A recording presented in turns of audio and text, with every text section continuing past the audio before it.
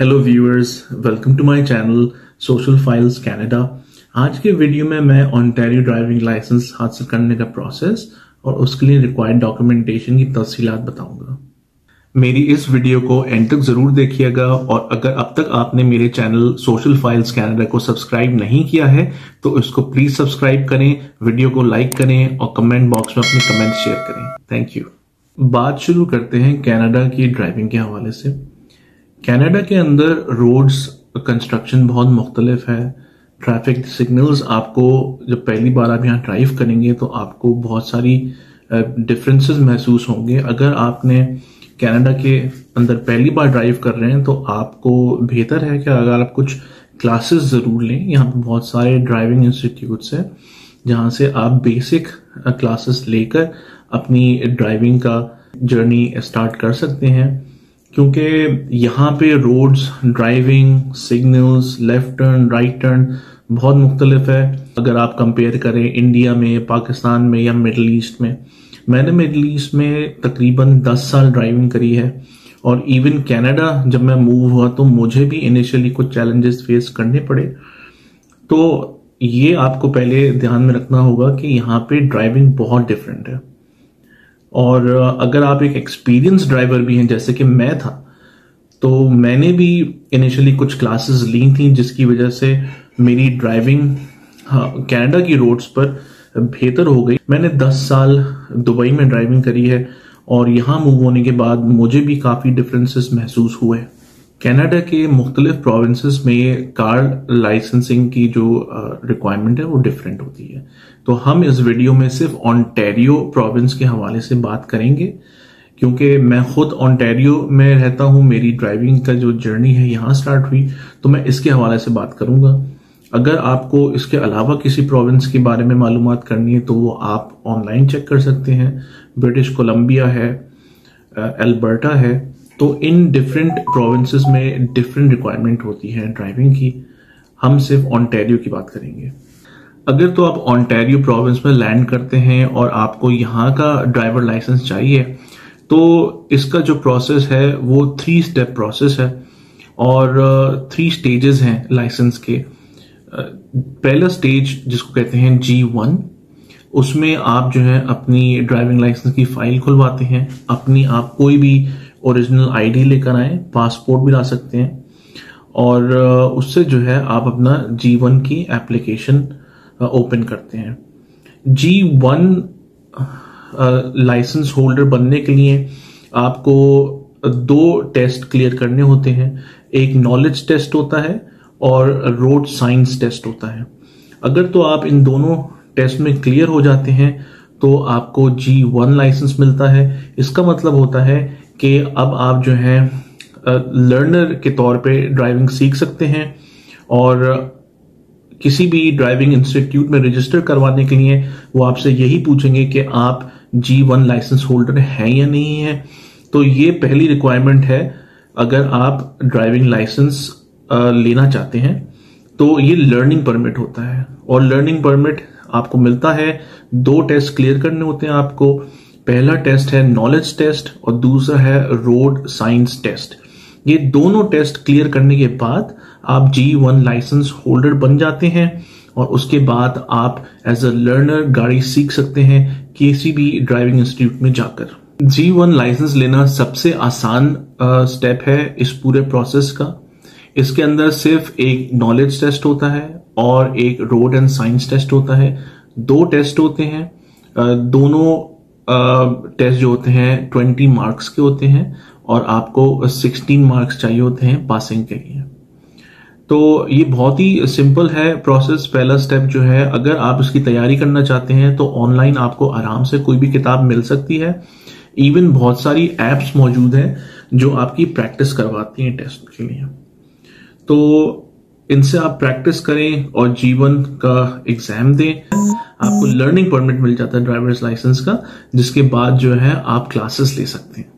एक बार आप G1 लाइसेंस होल्डर बन जाएं, उसके बाद जो है आप किसी भी ड्राइविंग इंस्टीट्यूट में रजिस्टर करवा सकते हैं और ड्राइविंग इंस्ट्रक्टर से आप जो है क्लासेस ले सकते हैं। क्योंकि G1 लाइसेंस होल्डर गाड़ी चलाता है तो उसके लिए जरूरी है कि एक फुल G ड्राइवर उसके बराबर में बैठे और उस जी लाइसेंस होल्डर के पास एटलीस्ट 4 इयर्स का ड्राइविंग एक्सपीरियंस होना चाहिए और फिर वो जो है ड्राइविंग सीख सकते हैं।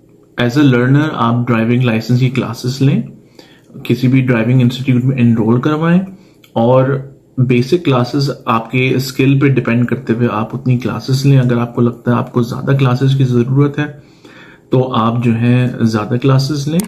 उनका हर ड्राइविंग इंस्टीट्यूट का एक पैकेज होता है, आप उससे एनरोल करवा सकते हैं, उनसे फीस स्ट्रक्चर मालूम कर सकते हैं। उसके बाद आप G2 का एग्जाम दे सकते हैं। G2 का एग्जाम में आपको जो है बेनिफिट ये है, आप एक बार क्लियर कर लें तो आप गाड़ी चला सकते हैं 5 साल तक। और G2 driving test compare to full G test जो होता है आसान होता है। उसके अंदर आपको हाईवे पे नहीं ड्राइव करवाते। आप G2 लाइसेंस का एग्जाम जब देंगे तो आपको जो है रेजिडेंशियल एरिया और जितने भी नॉन हाईवे रोड्स हैं उस पर टेस्ट होगा आपका। आप G2 लाइसेंस लेने के बाद जो है 5 साल तक ड्राइविंग कर सकते हैं। इस 5 साल के अंदर आपकी ड्राइविंग बेहतर हो जाए उसके बाद आप जो है फुल G लाइसेंस के लिए अप्लाई कर सकते हैं। G2 और G लाइसेंस होल्डर में ड्राइविंग के हवाले से ज्यादा रिस्ट्रिक्शंस नहीं है। जहां पे आप एज अ G2 चला सकते हैं कार को, वहीं आप एज अ फुल G भी चला सकते हैं। G2 लाइसेंस टेस्ट और G लाइसेंस टेस्ट में फर्क सिर्फ इतना है कि आपका हाईवे टेस्ट नहीं होता है G2 के अंदर।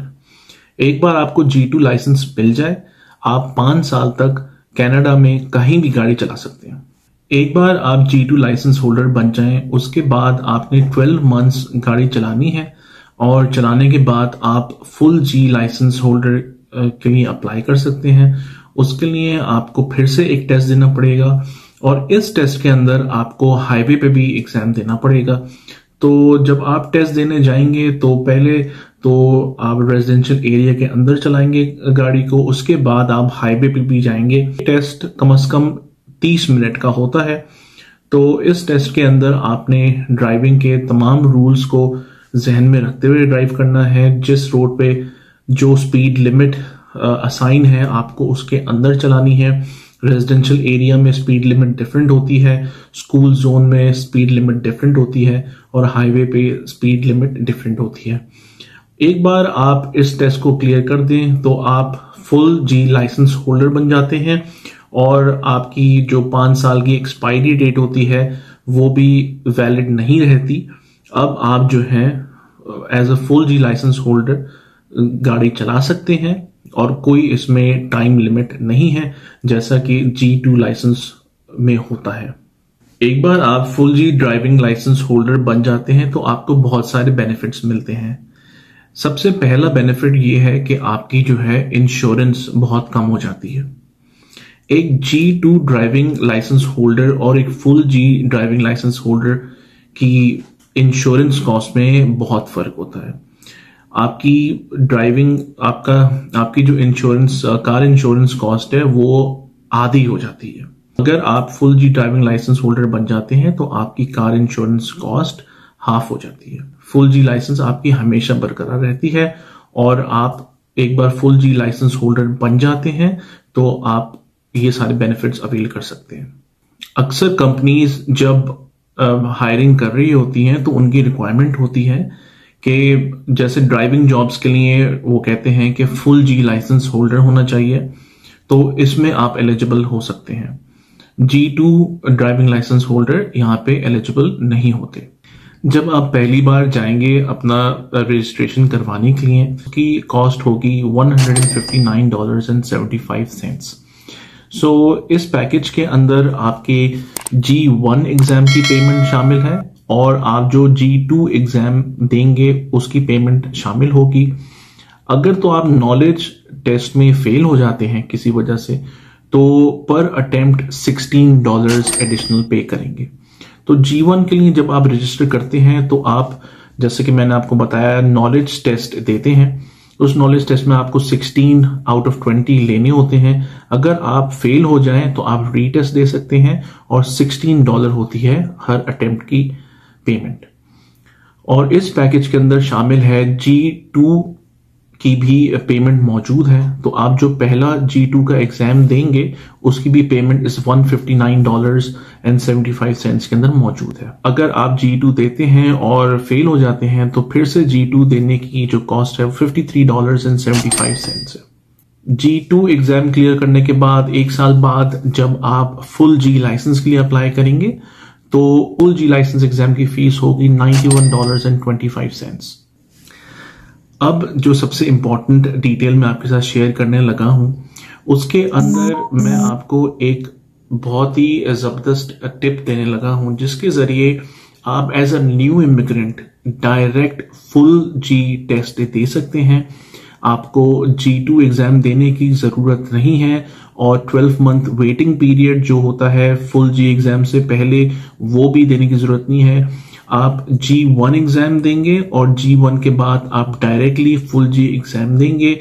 और ये गवर्नमेंट ऑफ ओंटारियो ने एक वन टाइम डील रखी हुई है तमाम न्यू इमिग्रेंट्स के साथ। अगर तो आप ओंटारियो आते हैं विथ ड्राइविंग एक्सपीरियंस और आप उस ड्राइविंग एक्सपीरियंस को प्रूव कर सकते हैं, आपके पास एटलीस्ट 2 ईयर ड्राइविंग एक्सपीरियंस होना चाहिए और आपके पास ड्राइविंग एक्सपीरियंस लेटर होना चाहिए अलोंग विथ आपका ड्राइविंग लाइसेंस आपकी कंट्री से जहां पे आप पहले ड्राइविंग करते थे। तो इसके जरिए आप G1 एग्जाम देते हैं, नॉलेज टेस्ट देते हैं, उसके बाद आपको डायरेक्ट फुल G लाइसेंस की वन टाइम अटेम्प्ट मिलती है। अगर तो आप वो क्लियर कर जाते हैं तो आपको फुल G लाइसेंस डायरेक्टली मिल जाता है। आपको G2 लाइसेंस लेने का जो स्टेप है वो करना ही नहीं पड़ता। तो ये एक बहुत बेहतरीन वन टाइम डील होती है तमाम इमिग्रेंट्स के लिए जो पहली बार आते हैं ओंटारियो, और ये गवर्नमेंट की तरफ से है और इसके बारे में ज्यादा लोगों को नहीं पता होता। और बहुत सारे लोगों को ये भी नहीं मालूम है कि अगर आप एज अ विजिटर आते हैं कनाडा तो आप जो है टेम्परेली ड्राइविंग कर सकते हैं कनाडा की रोड्स पर। अगर तो आप इंटरनेशनल ड्राइविंग लाइसेंस लाते हैं पाकिस्तान से अपने ओरिजिनल लाइसेंस के साथ तो आपको 30 डेज तक आप ड्राइविंग कर सकते हैं, आपको कोई लाइसेंस लेने की जरूरत नहीं है। और इन तमाम अपॉर्चुनिटीज के लिए मेक श्योर करें कि आप जो है ओरिजिनल डॉक्यूमेंट्स लाएं। अगर तो आप पास अपना ड्राइविंग लाइसेंस लेकर आते हैं पाकिस्तान से तो मेक श्योर वो ओरिजिनल हो। अगर आप इंटरनेशनल ड्राइविंग लाइसेंस लाते हैं तो मेक श्योर करें वो ओरिजिनल हो। इंटरनेशनल ड्राइविंग लाइसेंस आपको ये ऑप्शन देता है कि आप 30 डेज तक कनाडा के अंदर इंटरनेशनल ड्राइविंग लाइसेंस की बेसिस पे ड्राइविंग कर सकते हैं, आपको कैनेडियन ड्राइविंग लाइसेंस की जरूरत नहीं होती। अगर आपको मेरी ये वीडियो यूजफुल लगी हो तो प्लीज मेरे चैनल को सब्सक्राइब करें, इस वीडियो को लाइक करें और ज्यादा से ज्यादा लोगों तक ये इन्फॉर्मेशन पहुंचा दें। अगर आपको ऑलरेडी ये चीजें पता हैं तो कोई भी न्यू इमिग्रेंट या विजिटर जो कनाडा आना चाहता है उस तक ये वीडियो पहुंचा दें और मेरे चैनल को जरूर सब्सक्राइब करें ताकि मैं ऐसी और वीडियोस बना सकूं और आप लोगों को और ऐसी मालूमात दे सकूं। शुक्रिया।